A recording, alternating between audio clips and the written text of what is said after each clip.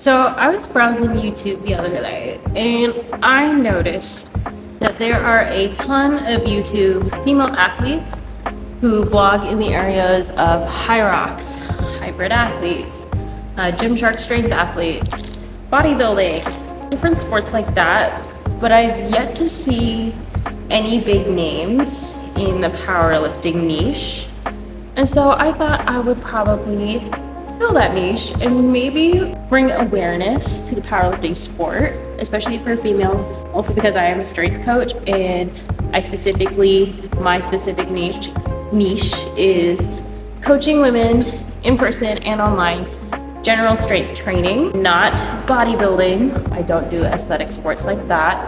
And there is a difference between bodybuilding and powerlifting. Those are two different sports, two different kinds of athletes, two different kinds of goals, different kinds of programming and nutrition as well. I don't have any bodybuilding experience yet, but right now I do a lot of powerlifting. I have an upcoming meet in August 2026. It is currently last week of February 2026. So I have about 6 months to prep. That will be my 4th powerlifting meet. So I'm going to do a video series of taking you through my prep, my training, my nutrition, things learned from powerlifting, what I've done in my past meets, and things I've learned from my past meets there. Overall, just sharing my experience with you guys because I wanted to, yes, bring more awareness to this sport and also push back against the narrative that women can't take up space in the gym or strength train, or that we need to be skinny to be healthy. Yes, we don't want to live in a state of obesity and think that, oh yes, that every body is healthy, because obviously when body fat increases, risk of different diseases and health issues also increases, and that is also relative to habits, lifestyle, environment, as well as your percent body fat. I do have a weight loss / fat loss journey that I've gone through. It's not as extreme as others, but I have lost weight, toned, and now I'm on a strength building journey. So what is powerlifting? Powerlifting is a sport where it is a true test of an athlete's 1 rep max / strength. It is different from strongman, whereas strongman, the athlete's goal is how many repetitions of a heavy weight that the athlete can do for reps, whereas powerlifting is how much weight can you move in 1 rep. The 3 main lifts for powerlifting being a squat, a bench press, and a deadlift. For the athletes in powerlifting, they are broken up into gender, ages, and weight class. I currently compete in the women's open 52 kg weight class. Everything's in kg because I think it is a European sport, so of course everything is kg over there, carries over here. Plus, lifting with kgs just feels different than lifting with pounds. They do have apps for making converting things easier. But the typical rule, if you wanted to do the math to convert kgs to pounds, 1 kg times 2.2 gives you the weight in pounds. So this is a 10 kg plate times 2.2. This is about 22 pounds. Yeah, I think I did that right. There are different powerlifting federations. I currently compete in USPA. That is the most, based on what I've read online, most friendly federation for beginners who are getting into powerlifting, want to try powerlifting. More serious athletes, I think they compete at the US APL Federation, and then there's also IPL. I don't know what they all mean or the politics behind all of it. I just know that I like doing it. They also have different rules, what the competition judges look for in the lifts, what athletes wear, but there's a whole bunch of that I don't really know about. Again, I'm not like a pro long-time career powerlifter. This is only my 4th meet.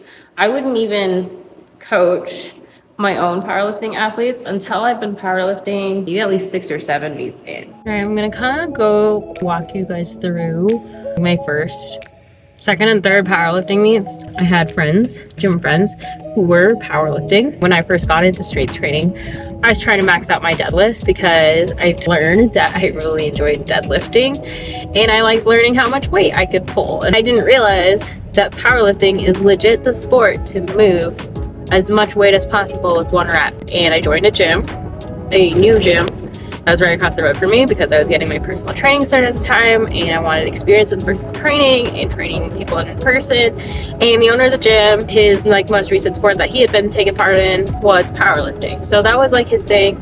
I was pretty much surrounded by powerlifters. And then I watched a mock meet at a fitness expo that other coach friends of mine had put on at an event. The judges yell like squat, press, down, you know, all the commands for their powerlifting meet. I'll go into that later. And I remember just watching that and I was like, that looks fun. Standing up there, pressure, do what the judge says, move as much weight as possible. I want to try it. So that's what I did. Signed up for a powerlifting meet. February 2025. First meet, it was local. Prep was a lot of fun. I had about 12 weeks of prep. I look back at old videos and my form sucked. I don't know who let me brag about those lifts. My coach, I guess.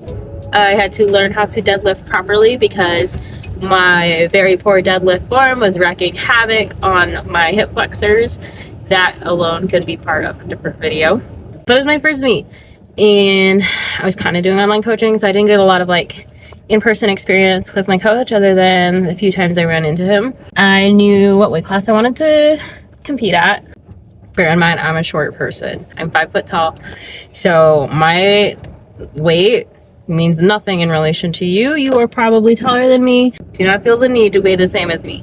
Well, my scale at the time said I was 118. And so I thought, well, I keep losing weight at the rate that I'm going. I should be able to make 114 weight class, no problem. Everybody that I knew was like, don't water cut for your first meet. Like, it's no big deal. Just do it, to have fun. The week going up to my meet, I decided I was going to water cut, mostly for the experience because I also do nutrition coaching and I wanted to learn what is a water cut and how to water cut so that if I ever had a client that wanted to water cut for a sport, I would know how to do it and what it entailed. Did the instructions that my coach said to do, and basically a water cut is, and this is not your high school, I just sweat it out to make weight because I'm like a couple pounds away. This is strategic, planned water loading days prior to your meet, to weigh-in day, and then strategically cutting sodium, carbs, and water specific days before your meet. And then of course to lose the last little bit of weight, 2 to 3 pounds, depending on how heavy you are away from your goal weight. You sweat it out or you spit it out. I did the whole like sweating the night before and it was like miserable, but this was also like a new experience for me. So I was like legit having fun with it in a way.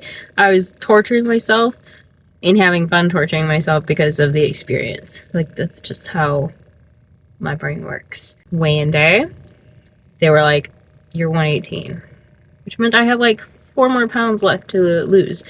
At this point, I was starving, hungry, dehydrated. I had poor sleep because the last weeks leading up to prep, sleep sucked because of the toll that's being taken on your body moving that much weight. Very poor emotional state, had an emotional crash out, crying, and was like, but my scale said I was a lot closer. I was not 118. Turns out my scale was like 10 years old, and scales have an accuracy life.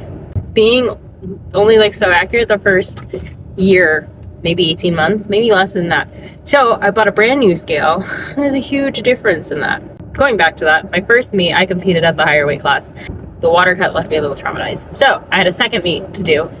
Basically did 2 meets back to back. The next prep was 12 weeks long, or even less than that, like 10 weeks even actually, because it was in May. So I had in March, April, May. So yeah, just about 10, not quite 12 weeks to the second meet. I did that whole meet. I tracked everything every single day, making sure I was in a deficit so that I would lose weight going up to weigh-in day of my next meet. I was hungry all the time, but I stayed in my deficit and I was accurate, like 95% 5% accuracy the whole 10 weeks, every single day. Maybe there was one day where I went overboard. It was super rare. I was on point with nutrition. And in those 10 weeks, I lost 6 pounds.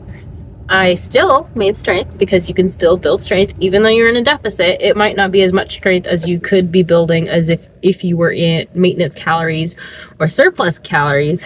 But even though I was in a deficit, I still built strength. So I actually did get from 122 to 118 or 116. I only had to lose like 2 to 3 pounds. Did my whole thing, squatting in the bathtub at the hotel room. Felt fine. Had a blast at that meet.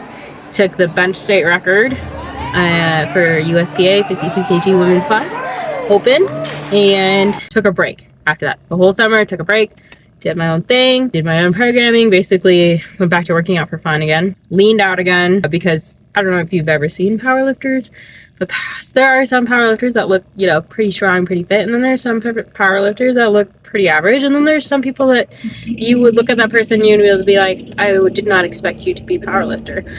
And even the powerlifting build, where all they do is squat, bench, and deadlift and hit those muscle groups only, it's not a very even, balanced build, if that makes sense. The bodybuilders are more balanced, depending on what class of bodybuilding you're doing. It's more of an even build, whereas a squat, bench, deadlift, they just have, you know, quads and hamstrings and chest muscles, and that's it. They're not like the biceps, triceps, other accessory muscle groups aren't there unless there's an accessory that's specifically programmed to support squat, bench, and deadlift. Did my own programming, bodybuilding style, to build balance to my physique. Then signed up for my 3rd powerlifting meet, which is going to be February of this year, which is the one I just did. 16 weeks of prep. It was amazing. I had a different coach this time. He was very hands-on with like my lifestyle, my nutrition, my habits, my technique work. Very hands-on with everything.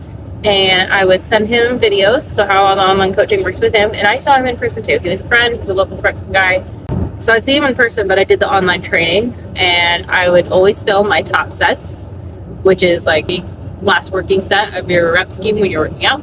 For squat, bench, and deadlifts, I would send him my videos, and he would give me voice feedback on them, and I would tweak accordingly. And I do pretty good at listening for, you know, understanding and learning cues.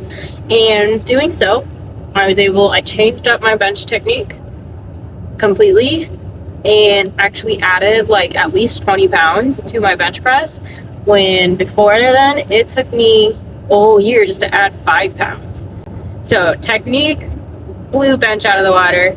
Had a blast with deadlifts because I finally fine-tuned my deadlift form and technique, finally understood my sumo deadlift, and just built on that. Nutrition wise, with this prep, I was like, yeah, I'll do have maintenance calories, but I didn't actually track. So I was like, I'm just gonna eat whatever, but not try to eat like pig. I should have tracked. I should have been more on point with this prep, because I gained weight, and when you're in maintenance or slight surplus calories and you're working out hard, you build muscle. And I know this, but I didn't think about this. So I built muscle during my 16 weeks of prep. I had to water cut from 126. Bear in mind, 5 pounds of that is just actually water that I gained from eating an insane amount of carbs from lifting, but gained at least 2 pounds of muscle. So when it came time to water cut, I had to go water cut from technically like 120 body weight without the water weight to 114. Actually, it's 114 and a half. And the last 2 pounds took me forever to get off. I was up all night sweating, spitting into a bottle, doing both at the same time, feeling miserable. And I remember like sitting in the tub and like sweating and being like, why is this last pound so hard to lose, so hard to get off, when it was not that way last time? And I was like, oh wait, it's been a year since my last meet. I probably gained some muscle and some fat too, but I didn't know that I gained weight. I made weight, by the way. Made weight right on the dot. A little bit traumatized from that though, because everybody that saw me on weigh-in day was like, you look like death. I had these bags under my eyes. I just did not look good. It took a lot out of my body, and also I realized that I had a sickness coming on day of meet day, but I didn't realize it because the very next day I actually got full on sick. the numbers that I hit 4 weeks prior to meet day, for example, I had a 254 pound squat, which is a new PR. Meet day, I was supposed to do 253 for my 3rd attempt. You get 3 attempts for powerlifting. I'll explain that in another video. I was not able to get that up. Same with bench. I got up 137 pounds 4 weeks prior to meet, and meet day I could not get up 136, I think it was. And so one, it was that underlying sickness that I didn't know was there, because when you're sick, your body's nervous system, instead of going towards muscle and moving weight, it goes towards your immune system. So the neurons were like, no, we're busy doing something else. Also, like nerves, I just had a hard time eating that day. Probably was getting sick and didn't know it. But deadlifts, I took the deadlift state record because my deadlift technique is, if there's anything I can coach, it is the sumo deadlift. Anyways, so 4th meet is coming up now. I'm going to do the first 12 weeks in a deficit, do some weight, and then stay at maintenance, maybe a small deficit, or at least increase my step activity. Because even though I'm a personal trainer and I work out hard when I lift, outside of lifts, I am just at home and I'm sitting with my kids, or I'm sitting at the beach with my kids, or I am sitting in the car taking my kids to the park and I'm sitting and standing. I'm not actually like getting 10, 12,000, 15,000 steps a day. So my plan for this is to be in a deficit, increase step daily activity, and then try to cut weight for the first 12 weeks, and then stay under 120 throughout the rest of prep. And I'll explain all of that, how that works. That being said, this is just kind of an intro vlog to welcome to powerlifting from Shaira's point of view. Drop any questions below. I will do my best to answer them as the journey goes, and hopefully you guys follow me all the way to August to my 4th meet, because I have plans for that one too.